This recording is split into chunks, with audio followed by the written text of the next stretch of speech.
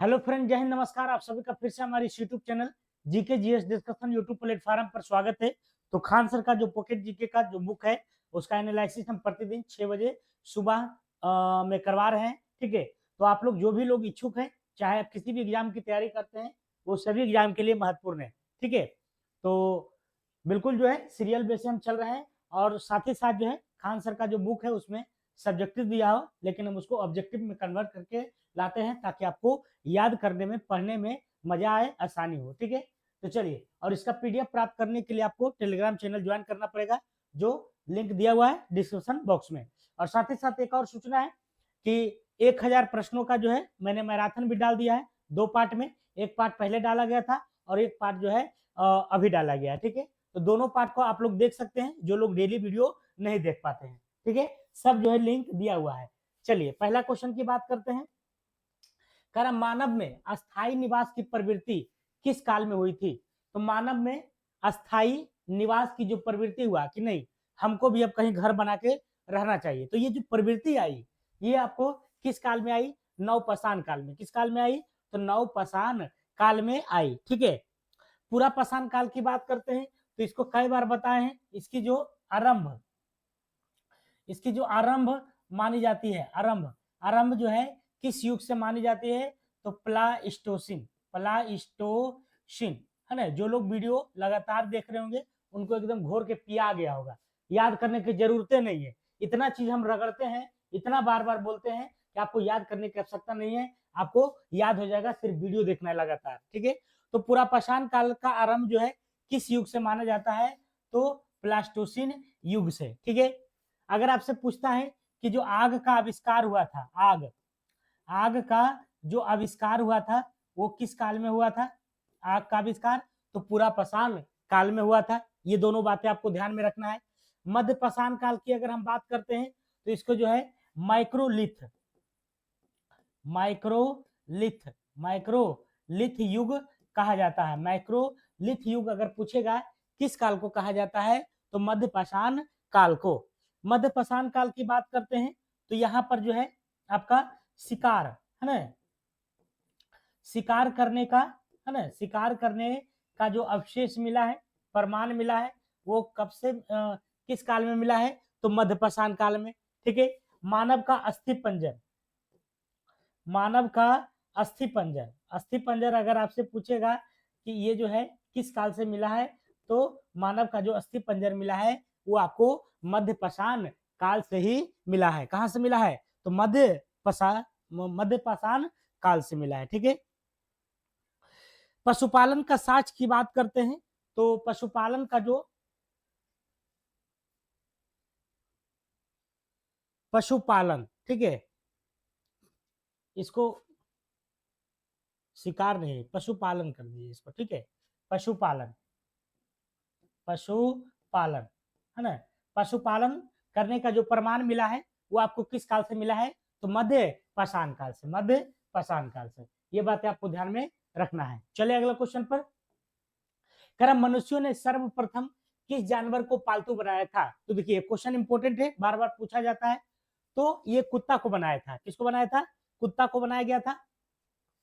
ठीक है, और ये जो जानवर को पालतू बनाया गया था वह किस काल में बनाया गया था? नवपाषाण काल में, नवपाषाण काल में, नवपाषाण काल में। ठीक है, इसी काल की अगर हम बात करते हैं तो यहाँ से जो है मेहरगढ़ से मानव, है ना, मानव बस्ती, है ना, मानव बस्ती, मानव बस्ती का जो प्रमाण है वह जो है आपको कहाँ है? मानव बस्ती का प्रमाण मेहरगढ़ में है, मेहरगढ़ में है, मेहरगढ़ में है। और ये मेहरगढ़ कहाँ पड़ता है आपको? तो पाकिस्तान, पाकिस्तान के बलूचिस्तान में, है ना, बलूचिस्तान में, पाकिस्तान के बलूचिस्तान में ये मेहरगढ़ पड़ता है आपको, है ना। और मेहरगढ़ से क्या मिलता है? तो मानव बस्ती का प्रमाण। ठीक है, और मानव बस्ती का प्रमाण इसके पहले मैंने बताया था ना, क्वेश्चन में भी था कि निवास की प्रवृत्ति जो है किस काल में हुआ? तो नवपाषाण काल में। तो जब निवास की प्रवृत्ति हुआ तो उसका प्रमाण कहाँ मिलेगा? उसका प्रमाण जो अभी देखा गया है कहाँ है? तो मानव बस्ती का जो प्रमाण है वो मेहरगढ़ में है। मेहरगढ़ कहाँ है? पाकिस्तान के बलूचिस्तान में। करा कृषि के प्राचीनतम साक्ष्य मिले हैं, कृषि के प्राचीनतम साक्ष्य, तो ये भी जो है आपको मेहरगढ़ से ही मिला है। और मेहरगढ़ मैंने अभी बताया कि कहाँ है, तो पाकिस्तान के बलूचिस्तान में, बलूचिस्तान में, पाकिस्तान के बलूचिस्तान में है। ठीक है, कौन, मेहरगढ़। कोल्डिहवा से जो है आपका चावल का साक्ष्य अगर आपसे पूछेगा प्रमाण कहां से मिला है, कोल्डिहवा से मिला है। चावल का प्रमाण कहां से मिला है, कोल्डिहवा से। नवपाषाणिक बस्ती पाकिस्तान, है ना, नवपाषाणिक बस्ती पाकिस्तान के बलूचिस्तान के किस जगह पर स्थित है। तो क्वेश्चन कैसे भी पूछे, जिस तरह से भी एग्जामिनर पूछता है उसी तरह से हम लेकर के आते हैं। ठीक है, घुमा के फिरा के आपको किसी भी एंगल से लाएगा तो आप आराम से ठीक कर सकते हैं। ठीक है, तो नवपाषाणिक बस्ती अभी बताए थे हम कि जो है मनुष्य को जो है बस्ती में रहने की प्रवृत्ति, है ना, आई नवपाषाण काल में। ठीक है, तो कारण नवपाषाणिक जो बस्ती है वह पाकिस्तान के बलूचिस्तान के किस जगह पर है, तो मेहरगढ़ में है। कोल्डिहवा से अभी जस्ट बताए हम कि चावल, है ना, चावल की खेती का प्रमाण जो है आपको कोल्डिहवा से मिला है। ठीक है, कोल्डिहवा से। करा बलबन ने बदायूं के इक्तदार, देखिएगा क्वेश्चन पढ़िएगा पहले। करा बलबन ने बदायूं के इक्तदार को जनता के सामने कोड़ो, है ना, यहाँ पर कोड़ो हो जाएगा, कोड़ो से पिटवाया। बलबन ने बदायूं के इक्तदार को जनता से कोड़ो से पिटवाया, कोड़ा होता ना था, क्योंकि उन्होंने एक दास को पीट पीट कर हत्या किया था। तो काहे किया था, तो पीट पीट के हत्या कर दिया था, है ना, इसीलिए जो है बलबन ने बदायूं के इक्तदार को क्या किया, तो कोड़ों से पिटवाया। तो कौन सा था इक्तदार का नाम, क्या था, तो उसका नाम था मलिक बकबक, है ना, मलिक बकबक, है ना, ज्यादा बकबक करेगा हमारे चबाक सा, है ना, तो मलिक बकबक था। ठीक है, मलिक बकबक। अगला क्वेश्चन की बात करते हैं, सॉरी अगला ऑप्शन की अगर हम बात करते हैं तो देखिए क्या है, कह रहा तुगरिल खां। मैंने पिछले क्लास में बताया था कि इसके द्वारा जो है क्या किया गया था, तो 1279 ईस्वी में, 1279 ईस्वी में, है ना, विद्रोह किया था, है ना, बलबन के शासन में क्या किया था, तो विद्रोह किया, तो विद्रोह को तो दबाना पड़ेगा। ठीक है, बलबन ने कहा किसको, मलिक मुकद्दिर अली को कि जाओ इसको जो है सरकलम कर दो। और मलिक मुकद्दिर अली ने जो है इस तुगरिल खां को क्या किया, जाके तलवार से जो है मुंडी काट दिया, है ना, सर कलम कर दिया। ठीक है, इसीलिए बलबन जो है मलिक मुकद्दिर अली ने जो है इसको एक उपाधि देता है, है ना, तुगरिल कुश की, है ना, कौन सी उपाधि देता है, तो तुगरिल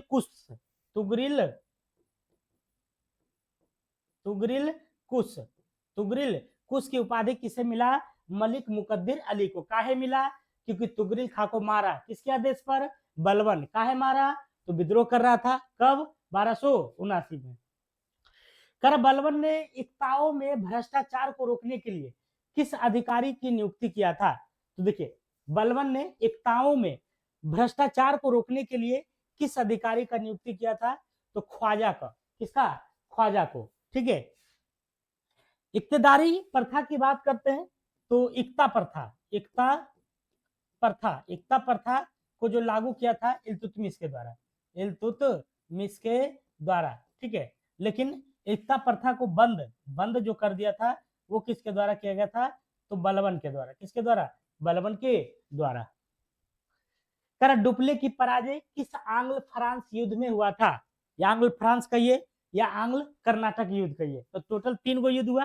ठीक है, पहले आंग्ल फ्रांस युद्ध जो हुआ था आपको 1746 से लेकर के 48, दूसरी की बात करते हैं 1749 से 54, और तीसरी की बात करते हैं 1756 से 63 के बीच में। ठीक है, अब बात कर लेते हैं संधि से समाप्त हुआ, तो संधि भी देख लेते हैं, संधि। ठीक है, तो कौन कौन सी संधि हुआ, है ना, यहाँ से भी क्वेश्चन आते रहता है। तो संधि की अगर हम बात करते हैं तो पहला जो हुआ एला सापेल की संधि, एला सापेल की संधि लिखना जरूरी नहीं है, एला सापेल सिर्फ लिख देते हैं। दूसरा का जो हुआ आपको पांडिचेरी की संधि, पांडिचेरी की संधि। और तीसरा का जो हुआ आपको पेरिस की संधि, पेरिस की संधि। ये जो है ये तीनों संधियों के तहत जो है ये तीनों युद्ध क्या हुआ तो समाप्त हुआ था। ठीक है। और पूछता है कारण की अगर हम बात करते हैं तो कौन सा युद्ध जो है किसके कारण हुआ। तो पहला जो आंग्ल फ्रांस युद्ध हुआ था वह जो है ऑस्ट्रिया के उत्तराधिकारी है ना, उत्तराधिकारी युद्ध, यहाँ पर उत्तर लिख दिए समझ जाइएगा, उत्तराधिकारी युद्ध के लेकर के। दूसरी की बात करते हैं तो ये कर्नाटक के उत्तराधिकारी को लेकर के जो है यह युद्ध हुआ था। ठीक है। और तीसरी की बात करते हैं तो तीसरी जो है इंग्लैंड और फ्रांस, इंग्लैंड एंड फ्रांस है ना के बीच जो है ना के बीच जो है इंग्लैंड और फ्रांस के बीच जो है इंग्लैंड और फ्रांस के बीच में जो है ये हुआ कि हम जो है भारत पर पूंजीवादी है ना आधिपत्य करेंगे, औपनिवेशिक। तो इंग्लैंड और फ्रांस के बीच में जो है द्वंद्व नहीं इसको लिख सकते हैं। ठीक है। इसको क्या लिखिएगा, इसके बीच में जो है संघर्ष लिख सकते हैं। संघर्ष कौन सी संघर्ष हुआ था तो उत्तरी अमेरिका और भारत के लेकर के कि पूंजीवादी जो औपनिवेशिक आधिपत्य जो है वो कहता हमारा रहेगा, ये कहता हमारा रहेगा। तो ये दोनों के बीच में युद्ध हुआ था। एक क्वेश्चन आपसे और पूछता है कि जो सप्तवर्षीय युद्ध का जो अंश था वो कौन सा इसमें था तो तीसरी आंग्ल फ्रांस युद्ध, सप्तवर्षीय युद्ध का अंश। यहां लिख देते हैं सप्तवर्षीय युद्ध का अंश किस युद्ध में देखा गया है तो ये देखा गया था आपको तीसरी आंग्ल फ्रांस युद्ध। अब क्वेश्चन पर आते हैं, डुप्ले की पराजय किस आंग्ल फ्रांस युद्ध पर हुआ था तो दूसरी में है ना, दूसरी में जो है डुप्ले की हार हुई थी। ठीक है। अगला क्वेश्चन, बांडीवास की लड़ाई कब हुआ था 1760 में, 1760 में हुआ था। किसके किसके बीच में हुआ था तो इंग्लैंड और फ्रांस के बीच में, इंग्लैंड और फ्रांस के बीच में। इसमें फ्रांस का क्या हुआ तो हार हो गया, फ्रांस का क्या हुआ हार हुआ। बांडीवास की लड़ाई किसके किसके बीच हुआ था तो इंग्लैंड और फ्रांस के बीच में, इसको क्या हुआ हार हुआ। अगला क्वेश्चन, लड़ाई में अंग्रेजों की तरफ से नेतृत्व प्रदान किसने किया था तो अंग्रेजों की तरफ से अगर देखा जाए तो बांडीवास की लड़ाई में कौन था सर आयरकुट था, सर आयरकुट। इंपॉर्टेंट क्वेश्चन है। हेक्टर मुनरो की बात करते हैं तो आपको याद होगा बक्सर का युद्ध। ठीक है। बक्सर का युद्ध और ये जो बक्सर का युद्ध हुआ था आपको ये कब हुआ था तो 22 अक्टूबर को, 22 अक्टूबर 1764 को। ठीक है। ये तो हो गया युद्ध कब हुआ था 22 अक्टूबर 1764। अब पूछता है कि किसके किसके बीच में हुआ था तो अंग्रेज के तरफ से, अंग्रेज के तरफ से जो है कौन था हेक्टर मुनरो था। और प्लस अगर देखा जाए तो एक तरफ जो है त्रिगुट सेना था, त्रिगुट सेना में जो है कौन कौन था तो मीर कासिम था है ना। बात करते हैं दूसरा जो है मुगल से कौन था शाह आलम द्वितीय था, शाह आलम द्वितीय था। और प्लस अगर हम बात करते हैं कौन था तो सुजाउद्दौला अवध के नवाब। ठीक है। यहाँ पर लिख देते हैं अवध के नवाब सुजाऊ दौला है ना, सुजाऊ दौला था। तो ये त्रिगुट सेना था और इधर जो है अंग्रेज था। फिर भी जो है किसका हार हुआ था तो आपका ये इसका जीत हुआ था और ये इसका हार हुआ था। ठीक है। हार हुआ था। ओके। रॉबर्ट क्लाइव की बात करते हैं तो बक्सर का युद्ध। ठीक है। बक्सर बोल रहे हैं प्लासी का युद्ध, बक्सर तो हो ही गया, प्लासी का। तो प्लासी का युद्ध जो है ये कब हुआ था तो 23 जून को हुआ था और 1757 को, 23 जून 1757 ईस्वी को हुआ था। ठीक है। और प्लासी का युद्ध जो हुआ था अंग्रेज है ना, अंग्रेज प्लस किसके बीच में हुआ था तो सिराजू दौला और प्लस फ्रांसीसी फ्रांसीसी सहयोगी था। ठीक है, इसमें भी जो है अंग्रेज क्या हुआ, तो जीत हो गया।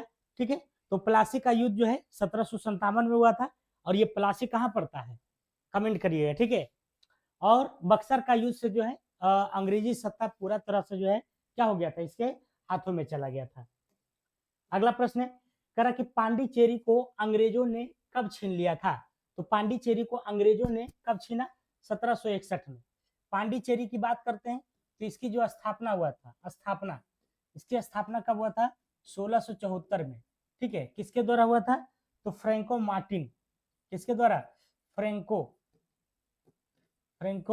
मार्टिन के द्वारा, फ्रैंको मार्टिन है ना द्वारा, फ्रैंको मार्टिन के द्वारा जो है पांडिचेरी की स्थापना हुआ था। ये पांडिचेरी की बात करते हैं तो ये फ्रांसीसी का जो है हेडक्वार्टर था, मुख्यालय था। ठीक है, पांडिचेरी की बात करते हैं तो पांडिचेरी से पुदुचेरी बन गया है ना। पुदुचेरी जो है 2006 में बना, 2006 में बना कब बना, 2006 में बना। चलिए अगला क्वेश्चन चलते हैं। पुदुचेरी भारत का केंद्र शासित प्रदेश कब बना, तो ये बना था 1954 ईस्वी में, 1954 ईस्वी में। मुगल कालीन बंगाल में शामिल था, तो मुगल कालीन बंगाल में, जब मुगल कालीन बंगाल था तो उस समय जो है पश्चिम बंगाल में कौन कौन था, तो पश्चिम बंगाल तो है ये था, बिहार था, बांग्लादेश था और उड़ीसा था। ठीक है, ये सभी मिलकर के जो है बंगाल कहलाता था। देखिए कितना बड़ा बंगाल है, लेकिन अभी जो है क्या है, एक वो तो इसमें से देश हो गया, बाकी 3 गो स्टेट है। ठीक है, तो यहाँ पर थोड़ा सा बात कर लेते हैं, है ना, बंगाल से बिहार, बंगाल से जो बिहार एवं उड़ीसा अलग हुआ, उड़ीसा जो अलग हुआ वो कब हुआ, है ना, वो कब हुआ, तो 22 मार्च को, 22 मार्च 1912 को, 22 मार्च 1912 को हुआ। ठीक है, लेकिन अगर आपसे पूछेगा कि बिहार से, क्या पूछेगा कि बिहार से उड़ीसा कब अलग हुआ, बिहार से उड़ीसा, तो ये अलग हुआ आपको 1 अप्रैल, है ना, 1 अप्रैल 1936 में, 1936 ईस्वी में, 1936 ईस्वी में। ठीक है, अच्छा, बिहार और उड़ीसा का जो अलग होने की जो घोषणा हुआ था, घोषणा की अगर हम बात करते हैं तो घोषणा जो हुआ था आपको 1911 में हुआ था। ठीक है, किसके द्वारा हुआ था, तो जॉर्ज पंचम एंड उसकी पत्नी मेरी, है ना, मेरी के द्वारा जो है बंगाल विभाजन को रद्द किया गया था और बिहार को भी अलग किया गया था। अगर डेट याद रखना है तो 12 दिसंबर हो जाएगा, 12 दिसंबर 1911। किस किस कंपनी के द्वारा बंगाल में व्यापारिक कोठियां खोली गई थी, तो कौन कौन सी कंपनी थे, तो डच था, अंग्रेज था और फ्रांसीसी था, ये तीनों था। ठीक है, डच, अंग्रेज और फ्रांसीसी। नागर शैली के मंदिरों के निर्माण में किस शैली का अपनाया, नागर शैली के मंदिरों के निर्माण में किस शैली का जो अपनाया है, तो पंचायतन शैली। कौन सा शैली, पंचायतन शैली। कृष्ण नदी से लेकर कन्याकुमारी नदी तक किस शैली का मंदिर पाया जाता है, तो कृष्ण नदी से लेकर के कृष्ण से कन्याकुमारी तक जो मंदिर है वह किस शैली का उदाहरण है, तो ये आपको द्रविड़ शैली का है। किसका है, द्रविड़ शैली का। पृथ्वी सूर्य के चारों ओर घूमती है, बिल्कुल सत्य है, पृथ्वी क्या करती है, घूमती है सूर्य के चारों ओर, ना कि सूर्य घूमती है। इसकी पुष्टि किसके द्वारा किया गया था, पुष्टि है ना, प्रमाणित किया गया था, तो किसके द्वारा, तो ये जर्मनी के केपलर के द्वारा प्रमाणित किया गया था। लेकिन ये जो सिद्धांत दिया था, है ना, कि पृथ्वी, सूर्य क्या है, स्थिर है, सूर्य स्थिर है ना, सूर्य स्थिर है, पृथ्वी है ना, सूर्य का क्या कर रहा है, तो चक्कर लगा रहा है, चक्कर है ना, चक्कर काट रहा है, तो सूर्य क्या है, स्थिर है, पृथ्वी सूर्य का चक्कर लगा रहा है। ये सिद्धांत किसने दिया था, तो कोपरनिकस ने। ठीक है, लेकिन इसकी पुष्टि किसने किया, तो केपलर ने। गैलीलियो की बात करते हैं तो ये दोलन का सिद्धांत दिया, दोलन का सिद्धांत, और इसी के सिद्धांत से जो है दोलने वाला जो घड़ी बना, पेंडुलम वाला। न्यूटन की बात करते हैं तो गुरुत्वाकर्षण गुरुत्वाकर्षण का नियम। अगला क्वेश्चन, दोलन का सिद्धांत किसके द्वारा दिया गया, अभी बताएं, गैलीलियो द्वारा, है ना, न्यूटन ने गुरुत्वाकर्षण का नियम, केपलर ने पुष्टि किया कि सूर्य के चारों ओर पृथ्वी क्या होता है, चक्कर लगाता है, और कोपरनिकस ने जो है वही बात कहा था और पुष्टि किया था केपलर ने। गुरुत्वाकर्षण का नियम न्यूटन ने, ठीक है। तो कहीं से कोई क्वेश्चन छूटे नहीं, इसलिए मैं बारीकी से एक एक क्वेश्चन करके आपको बतला रहा हूं, ठीक है। जो डिस्कशन होता है उसको फिर प्रश्न बनाते हैं, ठीक है। नवीनतम ज्ञात मंदाकिनी का नाम क्या है, नवीनतम ज्ञात मंदाकिनी, ठीक है। मंदाकिनी जो नवीनतम है उसका नाम है ड्वार्फ मंदाकिनी, ड्वार्फ। देवयानी की बात करते हैं तो ये सबसे नजदीक वह बड़ा है ना, वह बड़ा है ना, सबसे नजदीक और बड़ा कौन है, देवयानी। अगला, भारत का देशांतरीय विस्तार है, तो भारत का जो देशांतरीय विस्तार है वह 68 से 97 68 डिग्री 7 मिनट से लेकर के, है ना, 97 डिग्री 25 मिनट पूर्वी देशांतर है। तो भारत का देशांतरीय विस्तार कितना है, तो 68 60 से 97 25 पूर्वी देशांतर, और अक्षांशीय अगर पूछेगा तो हो जाएगा 8 डिग्री 4 मिनट से लेकर के 37 डिग्री उत्तरी अक्षांश, ठीक है। तो यहाँ पर देखिएगा, एक ध्यान दीजिएगा कि जो देशांतर है वो पूर्वी है, अक्षांश जो है उत्तरी, तो उत्तर पूरब हो गया, है ना। पृथ्वी के किस दिशा में है हमारा भारत, तो उत्तर और पूरब, ठीक है। देखिए क्वेश्चन आ गया कि भारत पृथ्वी के किस गोलार्ध में अवस्थित है, तो उत्तर पूरब। भारत के पूर्व से पश्चिम की लंबाई कितनी है, भारत के पूरब से पश्चिम की लंबाई जो है 2933 है, लेकिन वहीं पर उत्तर से दक्षिण की लंबाई अगर आपसे पूछेगा तो 3214 हो जाएगा। 15,200 की बात करते हैं तो कुल स्थलीय, है ना, स्थलीय, है ना, की लंबाई, कुल स्थलीय की लंबाई की बात करते हैं तो ये जो है स्थल सीमा की लंबाई 15,200 किलोमीटर है। 7516 की बात करते हैं तो कुल तटीय, है ना, तटीय सीमा की लंबाई जो है वह कितना है, तो 7516 है। लेकिन यहीं पर लगा देगा कि मुख्य, है ना, मुख्य भूमि से तटीय, है ना, तटीय सीमा की लंबाई जो है वह कितना है, तो 6100 है, कितना है, 6100 किलोमीटर है। और कुल बोलेगा तो 7516 हो जाएगा, 7516, है ना, 7516। चलिए अगला चलते हैं। छत्तीसगढ़ का स्थापना कब हुआ था, छत्तीसगढ़ का जो स्थापना हुआ था यह हुआ था आपको 2000 में। और किसका हुआ था, तो झारखंड का, है ना, झारखंड का हुआ था। उत्तराखंड का हुआ था, उत्तराखंड का हुआ था, उत्तराखंड का हुआ था। 87 में बात करते हैं अरुणाचल प्रदेश का हुआ था, है ना। और किसका हुआ था, तो गोवा का, ठीक है। 1960 में बात करते हैं तो सूरत का हुआ था, ठीक है। 66 की बात करते हैं तो हरियाणा का हुआ था, ठीक है। ये सब आपको ध्यान में रखना है।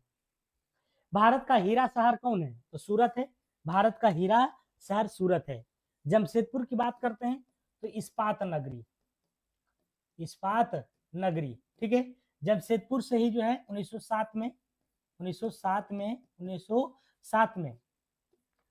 टिस्को, है ना, TISCO, है ना, टिस्को की स्थापना हुआ था। टाटा टिस्को की स्थापना 1907 में हुआ था जमशेदजी टाटा के द्वारा।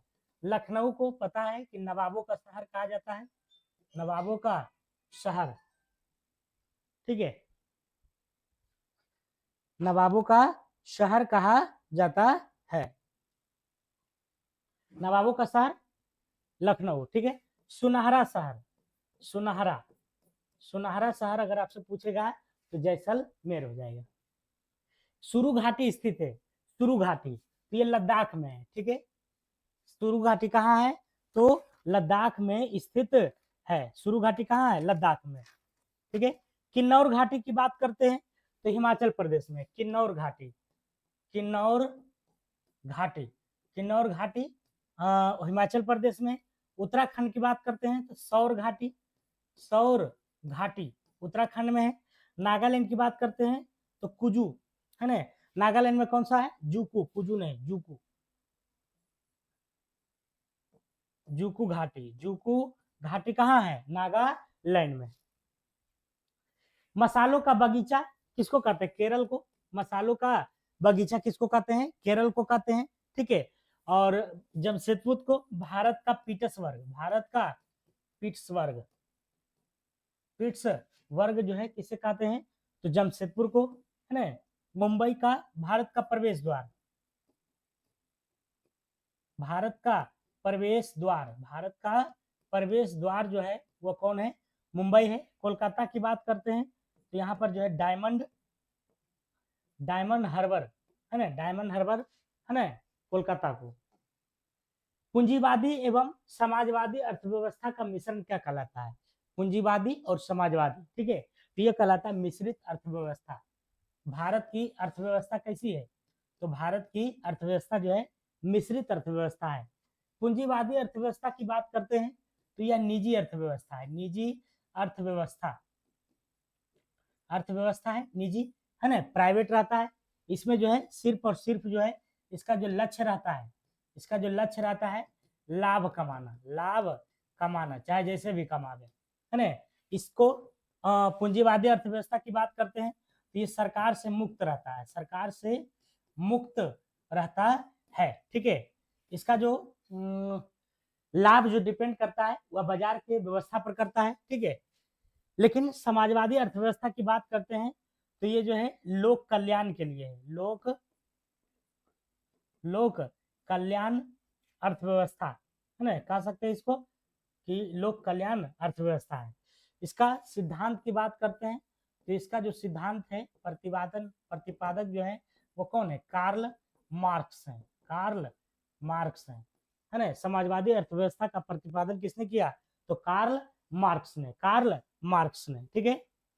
और पूंजीवादी एवं समाजवादी को जब मिला दीजिएगा तो क्या हो जाएगा, मिश्रित हो जाएगा, ठीक है। तो दोनों का बारे में मैंने बता दिया, दोनों के कंडीशन के बारे में, ठीक है। अगला प्रश्न, भारत की अर्थव्यवस्था कैसी है, मिश्रित है, अभी जस्ट बताएं। मिश्रित अर्थव्यवस्था किसके विचारों पर आधारित है, देखिए क्वेश्चन नया है। तो मिश्रित जो अर्थव्यवस्था है वह किस पर आधारित है, तो जॉन मेनार्ड किन्स पर, जॉन मेनार्ड किन्स पर, जॉन मेनार्ड किन्स पर आधारित है, ठीक है। महबूब उल हक की बात करते हैं तो मानव विकास, मानव विकास सूचकांक, सूचकांक जारी करने वाला, जारी करने वाला क्या थे, तो प्रथम व्यक्ति था, प्रथम व्यक्ति, प्रथम व्यक्ति कौन थे, तो मानव विकास सूचकांक जारी करने वाला एक खड़ा क्वेश्चन पूछता है, कौन थे, महबूब उल हक, ठीक है। और दादा भाई नौरोजी की बात करते हैं, यहाँ पर करते हैं, ठीक है, दादा भाई नौरोजी की, ये इसके लिए, ठीक है। दादा भाई नौरोजी ने जो है राष्ट्रीय आय का आकलन किया, है ना, राष्ट्रीय आय का आकलन, है ना। और उस आकलन में क्या आया कि 20 रुपया है, मात्र 20 रुपया प्रति व्यक्ति, है ना, 20 रुपया प्रति व्यक्ति। और ये जो राष्ट्रीय आय का जो आकलन किए ये किस पुस्तक में किए, है ना, किस पुस्तक में, तो इन्होंने जो है poverty, poverty un British rule in India, है ना, इंडिया में किया, है ना। इन्होंने जो है पुस्तक poverty and British rule in India में राष्ट्रीय आय का आकलन किया और कितना रुपया निकाला, तो 20 रुपया प्रति व्यक्ति आय। महबूब उल हक की बात करते हैं तो ये जो है पाकिस्तानी अर्थशास्त्री थे, पाकिस्तानी अर्थशास्त्री, अर्थशास्त्री, ठीक है। अगला क्वेश्चन, एक जेटा बराबर कितना होता है, एक जेटा बराबर, एक जेटा बराबर, ठीक है। तो एक जेटा बराबर का बात करते हैं तो ये होता है 10 पर पावर 21, 10 पर पावर 21, ठीक है। योटा बराबर, एक योटा बराबर है ना 10^24 और एक्सा बराबर 10^18 और पेट्टा है ना, पेट्टा बराबर कितना होता है, तो 10^15 होता है, 10^15 होता है। चलिए अगले क्वेश्चन पर। कोणीय त्वरण का बीमा होता है, कोणीय त्वरण का, तो कोणीय त्वरण का जो बीमा होता है वह टी इनवर्स स्क्वायर होता है, ठीक है, टी इनवर्स स्क्वायर। तो कोणीय त्वरण का बीमा टी इनवर्स स्क्वायर होता है। और और टी इनवर्स किसका होता है, कोणीय वेग का, कोणीय वेग, कोणीय वेग, कोणीय वेग का होता है। एमएल टी इनवर्स की बात करते हैं तो ये जो होता है आपको रेखीय संवेग का, रेखीय रेखीय संवेग का, ठीक है। और ये जो होता है आपको कोणीय संवेग का, M L square T inverse जो है ये कोणीय संवेग का होता है, कोणीय संवेग, कोणीय संवेग का होता है। तो चारों को याद रख लीजिएगा, ठीक है। अगला प्रश्न, निम्न में से किसकी ना कोई बीमा होती है और ना कोई मात्रक होता है, ना बीमा और ना ही मात्रक, ना बीमा ना मात्रक, ये विकृति का होता है, किसका होता है, विकृति का होता है, ठीक है। प्रतिबल का जो बीमा होता है ना, बीमा की बात करते हैं तो एमएलटी क्या होता है, तो एमएल इनवर्स और टी इनवर्स स्क्वायर होता है, ठीक है। एमएल इनवर्स और टी इनवर्स स्क्वायर होता है, ये विकृति का सॉरी प्रतिबल का बीमा है। प्रतिबल की बात करते हैं तो ये अदिश राशि है, कैसी राशि है, अदिश राशि है, ठीक है। और कोणीय वेग के मैंने अभी बताया था कि कोणीय वेग का क्या होता है, टी इनवर्स होता है और कोणीय संवेग का जो होता है टी इनवर्स 2 होता है, ठीक है। दो या दो से अधिक तत्वों के एक निश्चित अनुपात, यहाँ गौर कीजिएगा, निश्चित बोल रहा है, निश्चित अनुपात में मतलब 60% ऊ डालना है तो 40% ऊ, ठीक है। तो निश्चित अनुपात में रासायनिक संयोजन से निर्मित इकाई यौगिक जो कहलाता है उसे यौगिक कहते हैं, क्या कहलाता है, यौगिक। लेकिन जहां निश्चित नहीं रहेगा तो मिश्रण हो जाएगा, जहां निश्चित नहीं रहेगा वो क्या हो जाएगा, मिश्रण हो जाएगा। यौगिक के प्रकार हैं तो दो प्रकार होता है ना, कितने प्रकार होता है, दो प्रकार, कार्बनिक और अकार्बनिक, उपरोक्त में से दोनों। जल के प्रत्येक अणु में हाइड्रोजन व ऑक्सीजन के परमाणुओं का अनुपात कितना होता है, तो जल के प्रत्येक अणु में हाइड्रोजन और ऑक्सीजन के जो अनुपात है कितना आ जाएगा, 2:1 हो जाएगा, 2:1 हो जाएगा। भार या द्रव्यमान के आधार पर जल का अनुपात कितना होगा, तो भार या द्रव्यमान अगर आ जाएगा तो 1:8 हो जाएगा। हाइड्रोजन का गुण है, देखिए ध्यान से पढ़िएगा, हाइड्रोजन का गुण है कि वह एक ईंधन है, बिल्कुल सही बात है। जबकि ऑक्सीजन जलाने में सहायक है, ऑक्सीजन किसमें है, जलाने में सहायक है। एक ईंधन है, एक क्या है, ईंधन है, और एक जला रहा है, परंतु इनके मिलने से बना यौगिक जब दोनों को मिलाते हैं तो H2O बन जाता है, जल बन जाता है। किस कार्य के लिए आता है, तो आग बुझाने के लिए, किसके लिए, आग बुझाने के लिए। साधारण नमक जल हो गया, कली चूना हो गया, फिटकरी हो गया, नौसादर, ये सब क्या है, यौगिक है कि मिश्रण है, ये दोनों है, तो ये सब यौगिक है, ठीक है। क्योंकि इसमें जो है निश्चित अनुपात रहता है ना, निश्चित अनुपात के संयोजन से जो निर्मित होता है उसको क्या कहते हैं, यौगिक कहते हैं। लिनियस ने अपनी पुस्तक सिस्टेमा नेचर में, सिस्टेमा नेचर पुस्तक के लेखक कौन है, लिनियस है, तो अपनी पुस्तक में सभी जीवधारियों को कितने वर्गों में बांटा है, तो 2 वर्गों में, कौन कौन, तो पादप जगत, पादप जगत, और दूसरा जो है जंतु जगत, दूसरा जंतु जगत। तो दोनों जो है, दोनों जगत जो है किसने दिया था, लिनियस ने अपनी पुस्तक सिस्टेमा सिस्टमा नेचर में। अगला क्वेश्चन है, करा 1969 ईस्वी में द्विजगत, यहाँ पर जो है द्विजगत, द्विजगत, द्विजगत वर्गीकरण प्रणाली का स्थान विटिकर ने, है ना, आर.एच. विटिकर, है ना, आर.एच. विटिकर। तो 1969 ईस्वी में द्विजगत वर्गीकरण प्रणाली का स्थान, पहले क्या था, द्विजगत जो कि लिनियस ने लाया था, पादप जगत और जंतु जगत। अब कह रहा उसके स्थान पर आर.एच. विटिकर ने 5 जगत प्रणाली का सिद्धांत दिया, है ना। तो द्विजगत को हटाकर बोला नहीं, 5 जगत में जो है इसको बांटना है। पांचों जगत में जो है कौन कौन है, क्या मोनेरा जगत है, तो बिल्कुल सत्य है। प्रोटिस्टा, ये भी सत्य है। कवक और पादप ये भी सत्य है, और जंतु ये भी सत्य है। ठीक है, तो ये सभी का सभी क्या हो जाएगा, पांचों, 1 2 3 4 और 5 जगत, ये पांचों जगत को याद कर लीजिएगा। ठीक है, कौन कौन है, तो देखिए मोनेरा और पोटेस्टा, मोनेरा और पोटेस्टा, कवक और पादप और जंतु जगत, जिसको एनिमिलिया कहते हैं।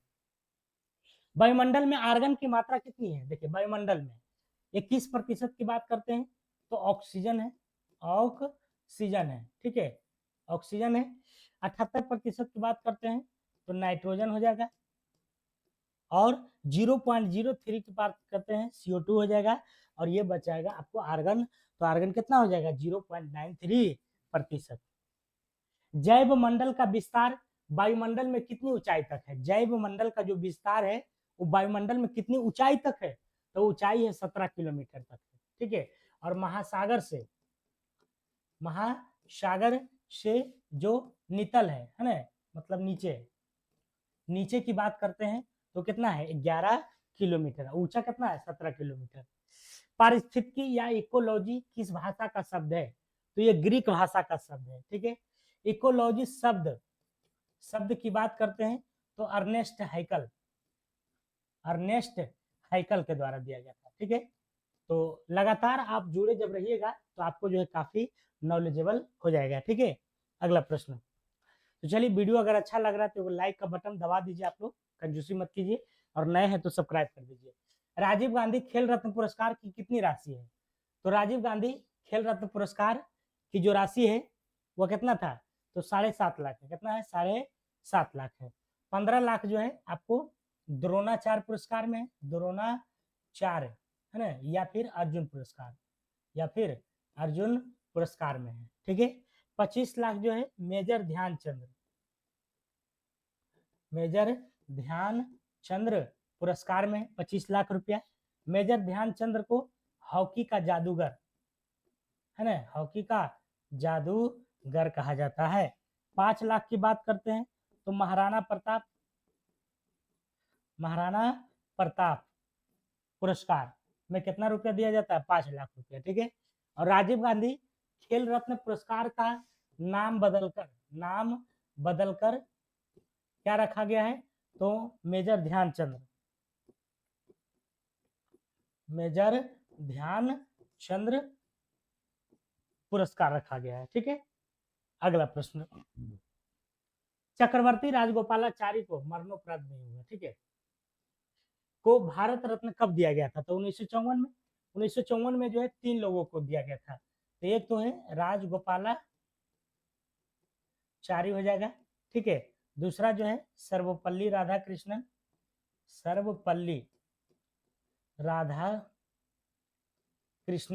ठीक है, और तीसरा की बात करते हैं तो आपको जो है सीवी रमन को दिया गया था। ये तीनों लोगों को 1954 में दिया गया था। थोड़ा सा भारत रत्न की बात कर लेते हैं, भारत रत्न की। ठीक है, तो इसकी जो शुरुआत होती है,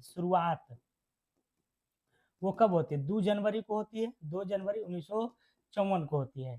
किसके नेतृत्व में होता है, तो डॉक्टर राजेंद्र प्रसाद, उस समय राष्ट्रपति थे, राजेंद्र प्रसाद के नेतृत्व में होता है।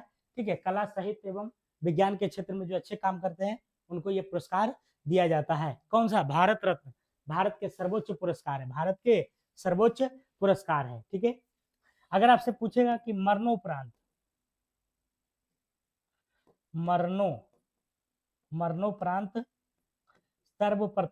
सर्वप्रथम पुरस्कार किसे दिया गया था, तो लाल बहादुर शास्त्री है ना। अगर आपसे पूछेगा कि प्रथम विदेशी को दिया गया था किसको, भारत रत्न को, तो खान अब्दुल गफ्फार है ना, खान को दिया गया था। ठीक है, और दूसरी की बात करते हैं, दूसरी विदेशी को, तो दूसरी विदेशी जो है नेल्सन मंडेला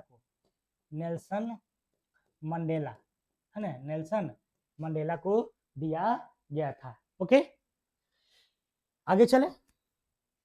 भारत रत्न का सम्मान सूचक पदक किसके बने होते हैं, तो भारत रत्न का जो पदक दिया जाता है वो कौन चीज के बना रहता है, तो कांसा का है ना, याद रखिएगा, सब छोटी छोटी बात है। भारत रत्न का सम्मान सूचक पदक किसके आकार का होता है? पीपल के आकार का होता है, कासा का बना रहता है।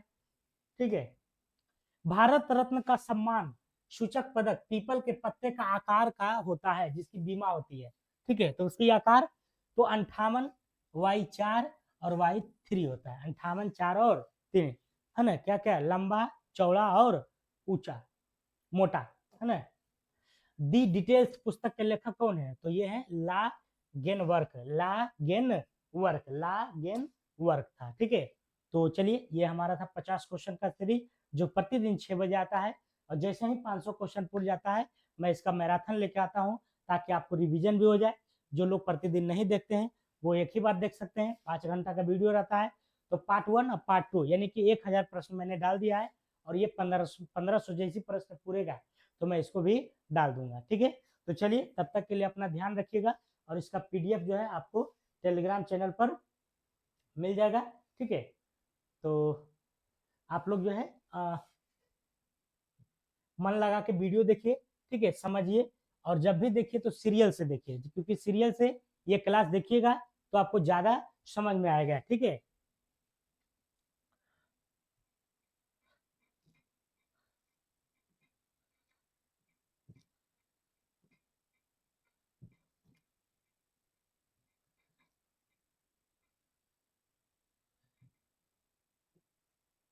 चलिए ठीक है, तो फिर मिलते हैं अगले वीडियो में सुबह 6 बजे।